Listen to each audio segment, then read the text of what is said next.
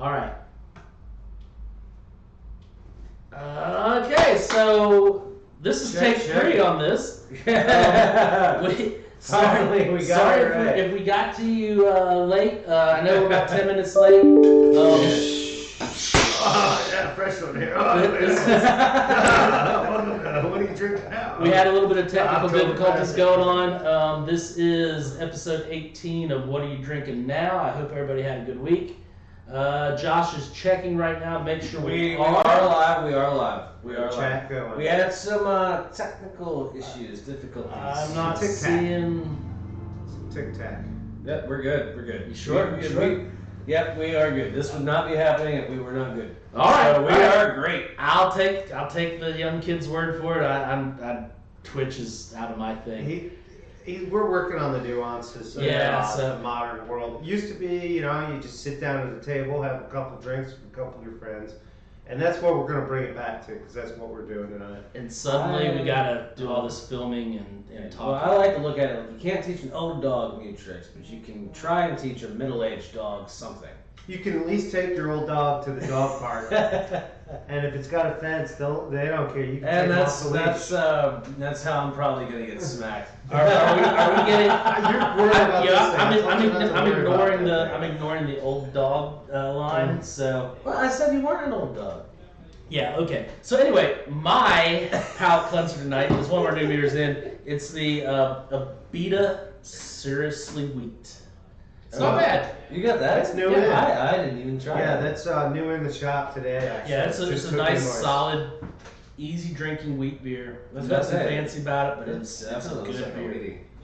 I think these two guys are Abita's good beer. Doing the same thing. Yeah, I'm pretty sure we're drinking the same palate. Yeah, cheers. Cheers. Oktoberfest. Fest beer, Catawba Brewing. Yeah, Fest beer from Catawba. We just got this really in today cool also. They got the Bavarian label scheme going on. I gotta give Catawba some credit. I mean, for being one of the larger breweries in North Carolina, they're like to me they're starting to be like one of the bells or founders in North Carolina. Like they don't put bad beer out. Yeah, I actually I really enjoy their stuff. Morganton. So not quite just Total Mountains, but staring at Black Mountain, right? Yeah, I'm pretty sure they used to be Catawba Valley Brewing, but then they turned into Catawba Brewing. Because we used to buy kegs from them at the Mellow Mushroom years ago, the White Zombie. Oh yeah, I remember that. That's good stuff. Because the guy showed up in an unmarked white van, tattooed from neck to knuckle to ankle. That guy was cool. All right, so like I said, we are broadcasting live on Twitch tonight, just as we have been since almost the beginning. Hey, watch us on Twitch. Watch us live if you're watching us now on the Facebook or YouTube uplink later on. Check us out live. We're going to try to broadcast every Monday night at 7 o'clock. We may be a few minutes late here or there, depending on technical difficulties. But sometimes we edit our YouTube. Yeah, Gotta be honest. Yeah. So watch us on Twitch. You can join in. You can chat with us, which we'll talk to you. You can make fun of us. We don't care. Yeah, the interaction is high on that. We'll try and come up with something cool to do to reward you for your patience putting up with us. But maybe. Well, who cares? Maybe. Anyway, who's got what beer tonight? Do you have a dark light? What do you got? Rock, scissors, paper, Josh. You got a rock or a scissor or a paper? Mine is light colored. Light colored. I forgot what I had. All right, let's start with mine. Josh is let's start with mine. And then it'll be a surprise for all three of us when we get to it. Because you get a few more minutes, get a couple beers in yet. It's cool. Yeah, we're fine. Yeah, this will actually work out well. Okay. I don't think everybody would do the tasting this way, but I actually think this is a great way to do it. I'm pretty sure no one is surprised that I picked this up. Not a bit. But I would have been surprised if you didn't pick it. Oh, there we go. Delirium Tremens, which when it's not a beer is a terrible thing. But this is a beer, so it's really awesome. It's the Pink Elephant. Mm-hmm. This is a wonderful Belgian strong golden. I thought he was going for it, dude. Oh yeah, I got 3 of these for us to try. No, this is a strong beer. It's classic Belgian. One of the oldest continuously brewing breweries in Belgium. It's pretty good pour, actually. It's like, Look at that. I've never done this before. There was a short cessation during the actual war period of World War II. However, they were like some of the first beers that were like open and available. You know, like people celebrated with These casks, guys. These guys are doing it old school. They have ceramic. They used to have ceramic bottles. Now they're glass painted like they're ceramic bottles. Posers. I mean, you're talking. But I mean, they get the right to be posers. But effectively, the yeast. Well, I call them poser, not a poser. Let's get that straight. You know, there's a big difference. The yeast is really in Belgian beers where it stands out. The hops are not heavy. I don't even have to say I love this beer, but the yeast is where it's at, man. Okay. So that's a couple good weeks to keep in ago, mind. Nick and I sat in on a tasting with the rep who sells Delirium here in the States. In fact, he was telling us a story about this. The original brewery was a monastery, just like a lot of them were over there. They did shut down during the war. The person, and it was shut down for several years, and the person who bought the land wanted to start brewing it exactly the way it was before. And he went to the brewmeisters that he found, and the old monks. There were still some old monks who knew how to brew. There was only one monk that would do it. Yeah. And all the other brewmeisters had to speak like archaic Dutch just to get it all. All the other brewmeisters wanted to use modern ingredients or modern techniques to brew, and the guy who bought the property said, absolutely not. If you're not going to do it in this style, I don't want it done. He found an old monk who agreed to do it.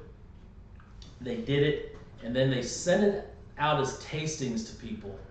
And this was before it got named. And then they got like reviews back, and one of the guys said, I've drank so much of that, don't send me any more. It's put me in a delirium. So that's where the name came in, Delirium Tremens. And then we have the other Delirium line, which we do have Noel in by now. Right now, I know it's early, but we had to order it or we wouldn't get it. And then we've got Nocturna. We got the Nocturnum coming. They've got the full line of Delirium coming. There's nothing bad in it. We've got Red and then the Nocturna. That's right, coming. So I love Belgian beer. Belgian beer can be a love it or hate it thing, kind of like wheat beer is, kind of like IPAs are. I absolutely adore it. It's one of my. I like to think this is just nature working its art. There are some tastes that are very unique to Belgian beer, and almost delirium and a few other flavors and brewing. And the way the sugars taste on top of the beer, it's so light, like confectionery sugar, like very cotton candy.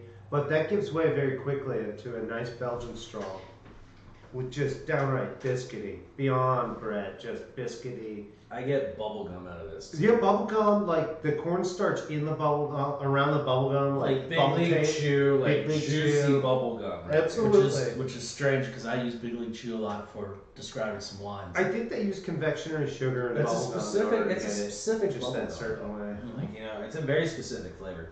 But I get that. I get clove, bananas, all the Then crazy all that, kind of. yes. Yeah, definitely. This beer goes through.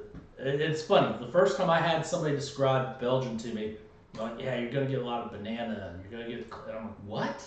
In beer. And I sure think enough, a lot it's of there. bananas overstating it. If you get a lot of banana, you're probably drinking some guy's garage homebrew that you unscrewed. That or a Hefeweizen. Yeah, there's a level of a banana flavor that we're talking about in it. It's not like a fleshy banana. More It's banana here than here. just kind of like a little bit of banana rind, slightly oxidized, just like in there next to a spice tone.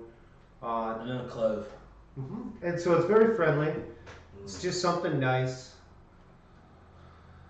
I just love this beer. It's very soft on the palate. The alcohol level, go ahead and Yeah, the ABV, I'm pretty sure it's hit that 8. with that. Yeah, I think it's 8.2 even. 8.5.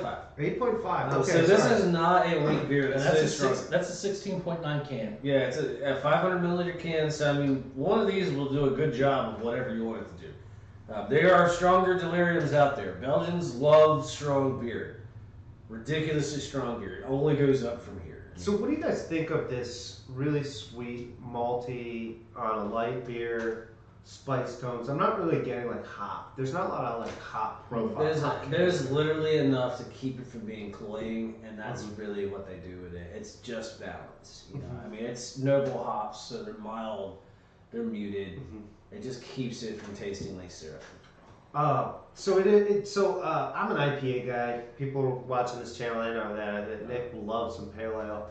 So I drink I drink some of this. I feel kind of like chalky, and I know they have some other flavors out there.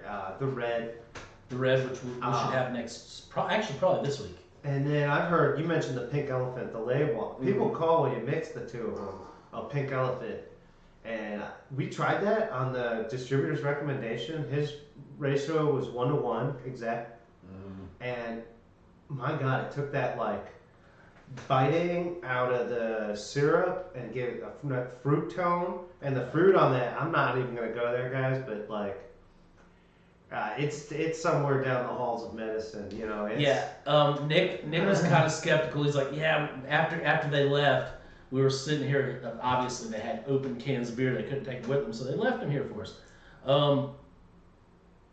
He's like, what do you think of that suggestion to come out? I said, well, there's only one way to find out. No, he threw us the last one, yeah. And I took a sip. I was like, here, you gotta try it. And he's like, nah. And then he finally tried it. I think he liked it as much as I did on the combination. I thought it was pretty tasty. So it's worth a shot. And I'm not saying that the delirium is bad or that the red is bad and that they need amending. It's a complement to both, and it's something different that's out there. For me, though, someone who likes a little bit of the bitters, just something that was hanging in the balance and has me thinking about it.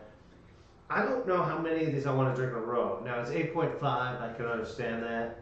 I can tell you from experience, you can go through a lot of these in a row, because the problem is that they do sit so light on your stomach, like they don't sit heavy at all. And then you're going to start hitting the floor in a row. Yeah. They do go remarkably well on a light stomach, which is scary, but they go really well with food too.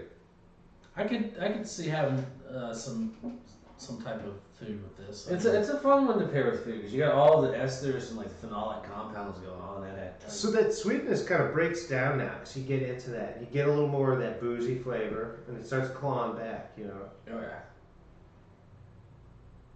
Yeah, I do like this. I like this a lot. I was excited when Nikki from maybe I should have mentioned her name, our rep from Tryon, said that we had a. Well, I know she watched the show. She told us that night or that day she watched the show. This anyway, they're in more trouble. Yeah. More reason why Twitch might be more fun than YouTube. Anyway, so when she called me and said that she had the United States rep for Delirium wanting to do a tasting, I was like, sure, come on, let's go. Because we want to get this in. I think one of our buddies at one of the pubs in Southport said, yeah, Rob really would like to get this in there, and he was right. Delirium is a wonderful, wonderful brand, wonderful beer. It's not on their good. payroll, I just really love their stuff. I've always loved it. All right, it's good. So let's finish this guy off and move on to Nick's. Sorry I'm not too active on chat, guys. I just took a look, and I'm not getting too very well booted with my device over here, so if we have viewers who are accustomed to having Nick rifle off some chat with you, I apologize. Well, you have the video going. Does that show any chat? No? Nobody's in there? No one has said anything except for us to. So that means the blind. Oh, you are doing it. Yeah, hold up just a sec. Ooh, that's kind of a milky belch. Belgians will make you burp. They're also, almost all of them are bottle conditioned, so they have a hell of a burp factor, belch factor. So you did want to tell us about the yeast, and before I give the introduction, while Josh is doing the pour, was there anything about that, you think that banana, that spice, is it all from that yeast, that Belgian yeast, that's really what's unlocking that? That's really what it is. It was a combination of the yeast and, I'm gonna get at this. Yeah, this guy's not bad. It's a combination of the yeast and the temperature that you ferment at, because it's an ale and it's fermented at a warmer temperature instead of like the colder temperatures like the German lagers. You're going to get some crazier, more volatile compounds from. Yeah, Belgians in the lowlands, man. We're not talking cave beer. We're not talking up on a I mountain. mean, you're talking about like right there on the verge of France, where saisons, which are like the foreign beers, come from. There's some funky air around there. The reason why every brewery and their cousin does a saison as one of their first beers is they're ridiculously easy to brew because temperature control doesn't need to exist. You're not saying the French make bad beer, are you? No. Okay. I mean, just saisons, like the reason why everyone makes one. I mean, they make good wine. They can't do everything great, right? Beer guards come from France, and like that's a hard style to find. But if you find one, they're normally good. All right, so moving on to Nick's. We got this one in late last week. Wow, this is cool. Did not actually catch it. I just found out something about this beer that's going to be kind of cool when we talk about it. Moylan's, Just a Sec Brewed IPA. I'll give you guys a label on that one. So I'm wondering if the sec is demi-sec. Absolutely. Absolutely on this. I picked that up from wine. Is Moylan's described as live ale, keep alive. This says it's brewed by Moylan's Brewing Company, Nevada, California. Novato, Novato. Sorry, that's difficult for me to say, or I say it different than you guys. It's Novato, man. So it's not Demi Lovato. Look, I'll let Rob screw up the name of his Or wine Mr. Roboto. region later, but I'm telling you, if you say Nevada in front of the wrong people, they're gonna get you, and you'll never go snowboarding. It's Nevada, and the state is Oregon. If you say Oregon tonight, we will lose subscribers. Anyways, this is another piece of the West Coast. I love talking West Coast trash to these guys. They don't really know about it, and I feel that it's fun. It's good. So cheers to the West Coast. Because there's only existence east of the Mississippi. Because Monday Night Football is way better in the daylight. Anyways, Moylan's There's one is a 6% by volume. Again, it's a brute IPA.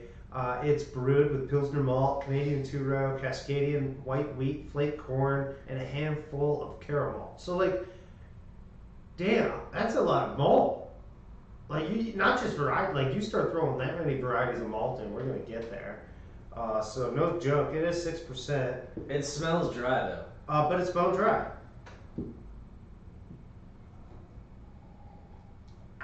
Yeah, there's a little floweriness on the nose too to me though. So they're sticking. Wow.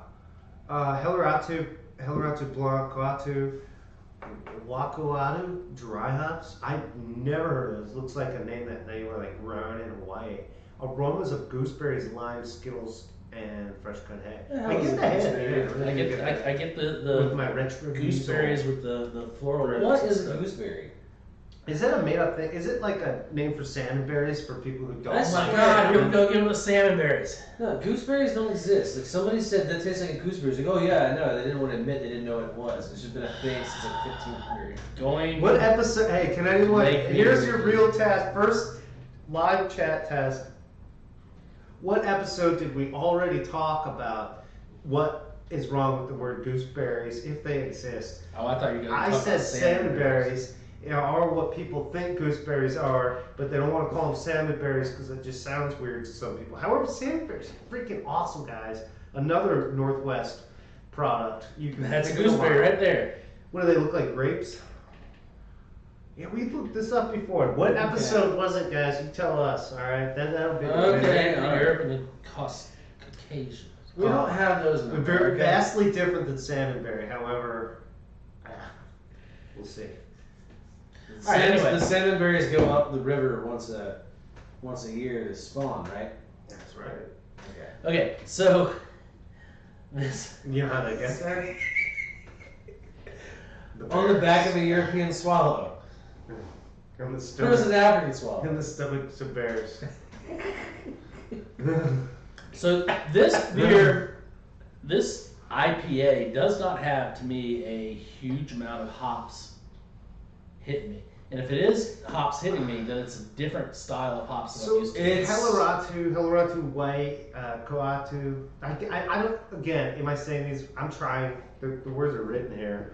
I've seen some of the Helleratu. You want me to read them? I'm probably saying them wrong. Most of what you're tasting this, Rob, all that fruity flavor. My German sucks. All right, It's all that out there.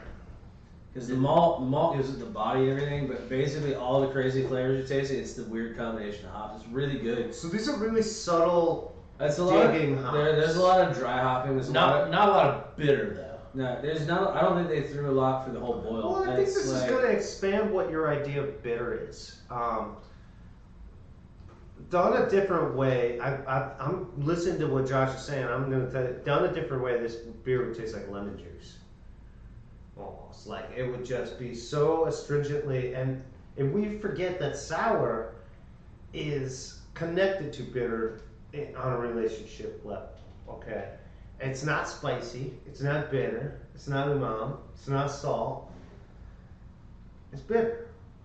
It's in between your salty and your sour. I thought bitter just tasted like poison. Oh man, this is the beauty of it. And that was like nature's way of telling us, like, oh, don't eat that. It tastes like poison. Like pour some sugar on me. There's a lot to be said about Is that that. the right band? Def Leppard. Damn. And brininess is never good in water. No. You're every rose has its thorn. Talk dirty to me. Okay. In the basement. So do you guys get the Next to fruit? cellar door. Obviously, I'm Do you get the fruit? past the hairband days. I think Were you ever in the hairband days? Anyway. No, sorry. You're talking beer? It's just, All right. nice. They started with a Belgian strong and finished somewhere in the middle. Just a sec, Brut IPA. What I'm saying is, do you guys get the Skittles? It says Skittles on here. I get some fruit. This gooseberry. Yeah, I mean, in the palate, I can get some. It does taste fruity of nature. I don't taste but the gooseberry. But it's the Skittles, like the lime Skittles. the So I'm getting Citrus lime, Skittles. lemon, citrus, Yeah. absolutely. Without using fruit. That's all dry hopping. So it's almost like a tea. It's like the hop tea of beer. It's almost like a fruit punch up front. So this is and then actually it kind of blurs collaborative. up. Has anybody heard of 101 North Brewing? Apparently there's another brewer involved here. Joel Johnson, collaborative brew, 101 North, and Derek Smith of Moylan's. So I don't know, man. I like the dryness of it. It's a solid brew. Yeah, and like I said, it's different from what I'm used to for an IPA, where I'm used to the hop head stuff, like Nick is really super into. Yeah, but this is kind of amazingly pleasant. I think it would take feel like me this about. is more the West Coast answer to the New England haze thing. It would probably take me about 2.5 of these and a few games of darts to really get to know this beer. Yeah, then my accent would change. Yeah. What would it sound like? You could say "alrighta" and "cut out" and "walk out." What are you speaking? Where are you from? I work with it. That's normal. Oh no, I worked with him for years. I know that too, but it never changes. Listen, these guys are so Southeast country. I'm trying to help them with their, and Bless your heart. I gotta run him. And he keeps thinking I'm into the Bible with his blessings. It got nothing. Alrighty. Before we dive off the deep end there, Tell a political joke. I'm not supposed to tell on air. Let's stop and let's move on. It's something about cheese. I promise you guys that. All right, guys. All right, guys. Here we go. Back to the wine. Something about a guy who's got Oh, Nick. plants with holes in it, but this time he's got the curves in the way. Nick. Please. Oh my God. Please. All right, so we're moving on to wine. So we've had some customers over the past couple months ask me to start getting a couple more Oregon wines. Not Oregon, I guess. And make sure you don't say Oregon, because that's like bad. And so we go to the premier Oregon region of Willamette. Oh, this guy's great, the Willamette. Remember, you say it Willamette, damn it. That's how you remember to say it. I thought it was Willamette. Well, it depends if you're talking about a north suburb of Chicago or if you're talking about a river valley. So this is the Planet Oregon from Willamette Valley. Serious belch factor like 8, solid on the brew. I haven't burped yet. When Am I okay? You'll get there. Oh, it's not coming. I'm nervous. It's gonna rumble like a California earthquake on 101 North. There's only 2 ways it can go. Oh, there's a little aftershock. It's kind of lively, you know. They said it's live beer. Like So if you look at this wine while it's pouring, it's just loaded with brick. it's a very clear It's light definitely. red. Oh wow. Yeah, there is that is a bright. opulence, a translucence to it, some brightness, but I'm not seeing through it. Well, okay, I didn't mean clear, but I mean it's very light. I see, actually, yeah. No, There it is. Ooh, I've got a point. that's a good belch factor. That's a 3.7 out of 4.2. You know, I gotta say, like, I like deep, rich wines, but when you see this too, this is refreshing. This looks nice. You're sitting at dinner, somebody dumps some wine that looks like this in your glass. No objection here, right? So just gonna let you know this is all sustainably grown, certified. So we're good there. Not using any extra unnatural. So Oregon organic tilth is more stringent than U.S. farming standards. So Oregon tilth is actually a higher standard of organic. I'll spare you on all the details. Longer time for fields. They have to go follow like 7 if there's conventional use prior. They have to go 7 follow, then 7 organic, then they're considered organic. So I'm getting on the nose here cherries. That's what vines, they have to start the news. I definitely get cherries. Getting some shoe leather. Smoky. I'm fascinated with this color. I was actually Like really new glad I Paris brought berries? that up. Yeah. New Paris berries, some cherry sperry. Cherry sperry. Cherry sperry. Ooh, cherry wood sperry. And maybe some chocolate there. I'm aboard.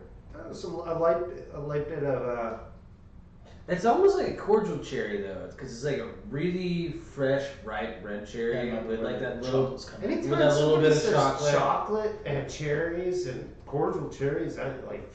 That's a good wine buzz right there. Like that's a good thing. I haven't even tried this, and I agree with you guys on the nose.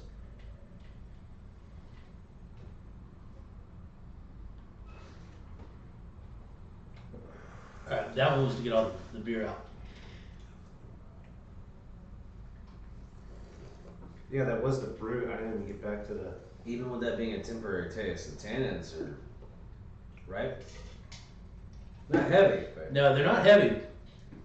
They're there. Definitely bring the tannins home. However, it's a light wine. Even in the mouth feel, the wine feels light. It's not viscous. You know, it's not a heavy, thick wine. It's thin. that's such a refreshing body for a red right there though. But And that goes does down have with water. tannins. It's not without its tannic grab. They're just so subtle. They're not clean, catching everywhere. Well, the thing is that my tongue is the only place the tannins stick. That's Everywhere right. else is like clean, but my tongue is lingering and I can still taste it. It's Yep. awesome. Exactly. But like everywhere else in my mouth just feels fresh and clean. So this is really cool. It's been a minute I since I've agree with had that anything that. entirely. Yeah, that's good. A good description there, Josh. Because my tongue is definitely feeling that dryness, Yeah, but it's so good though. and the rest. Everything else. Yeah. The fruit on this is pretty amazing too. I like this wine because it's not. It doesn't have that over extracted cloying sweetness. Mm-hmm. It has the fruit there, but it's not saying, "Hey, we're going to stick around." Yeah. Yeah, it's there. You're getting the fruit, and then you go for the swallow, and the fruit goes with it. The fruit that's on the nose is really bright. Then the initial palate fruit is just very muted, and you just get into this nice light body texture on a wine. This really would go. Here's back to my salmon. I get more. I get more plum and probably blackberry than I do cherry on the palate. I get cherry on the finish, but I don't get it during like the main like event, you know. And the plum is more the plum skin. That's where the tannins are coming in for me. Yeah. What else about this? Does it have anything in the finish beyond just what's on our palate with that tannin? Is there? I think this is going to be a wine that you're going to drink all night long. Is there any oakiness to point out? Is there? This, I almost want to say this tastes like stainless. Yeah, I don't know that this was. I'm not getting any oak. Me neither. Mm-mm. No vanilla.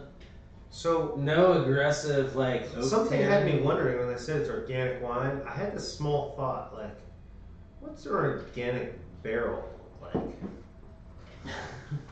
I mean, trees are in theory organic, but like the whole like organic forestry concept. Well, you and I both know that there's nothing organic about a barrel because you have to sulfur the inside of it.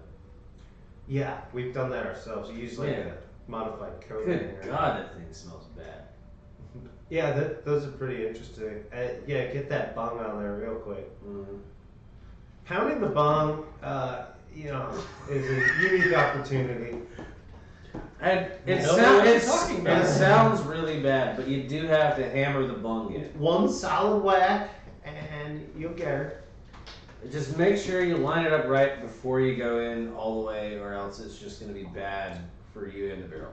Wine everywhere, smoke in your eyes type of situation. Yeah, it smells terrible. It's messy. So, food pairings? Yeah. Salmon pate on nice toasted artisanal baguettes. I was thinking smoked salmon. Preferably with Eastern Oregon. I'm on a smoked salmon kick.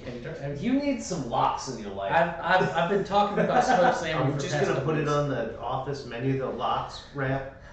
No. Somebody get this guy a bagel. I gave our rep and our food distributor heads up that we should be putting an order in either this week or next week. Are you gonna do the smoked salmon? Hopefully he can get our. Are you gonna get capers? No, not smoked salmon. I've already talked about what type of salmon we're getting. Oh, that salmon. Northwest? No, well, yeah. Candy? No. Oh, I've man. talked to you about it too. It's the pastrami. It's still smoked. Yeah. But it's pastrami. Anyway, back to the. Hopefully, what's we your get that favorite here. salmon, viewers? After After that moment. Let it be known Yeah, I'm I'll- the only one that likes capers. I didn't You say know- I didn't like capers. Have I told this you, one you like before? capers. Nick does not like capers. I think capers are good. You also with think cream that every- cheese and latke. Josh made one of the best chicken picadas I've ever had before in my life, and I said, Josh, you know what they say, any dish served with capers is better without.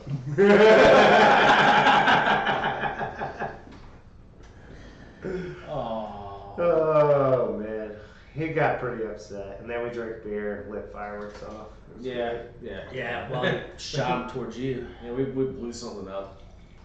It was, So- it was all fun. So it's, I like it's this about wine. how it's almost pumpkin time. I like this It wine. is pumpkin. In case you couldn't tell, I'm already on my second glass. Well, no, yeah. Josh. I'm pleased. It's a pleasant No, Josh. wine. I'm glad. You know, this is a wine where I'm not incredibly. I'll go back to my beer over here. I'm not apt to open a bottle of wine every night, but if someone opens a bottle of wine and pours you a glass of this, take a second, enjoy this, because this is one of those reasons why you keep drinking new wines. Is there are new Do you tastes. want any more? I'm straight right Okay. now with that. I'll let you know.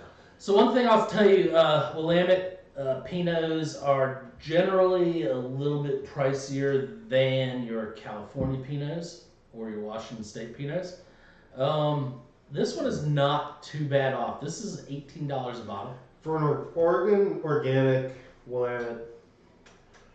Yes, I like it. For a Pinot that you're looking for like a lighter red that's not gonna like kill your palate, this is really right in line with what you should be looking to spend for something like this. Pinots are not gonna be cheap if you're getting a good one. Yes, especially considering that Pinot is the darling wine still. Do you think has been for the last 10 or so years? How Still the go-to. How do you think the Northwest is expressing the old Bordeaux here? I don't know, but we need to start drinking some Merlots because nobody drinks Josh Merlot. doesn't know where Bordeaux is. I do know where Bordeaux is. Well, yeah, he can make a killer beef bourguignon, right? Yes, don't.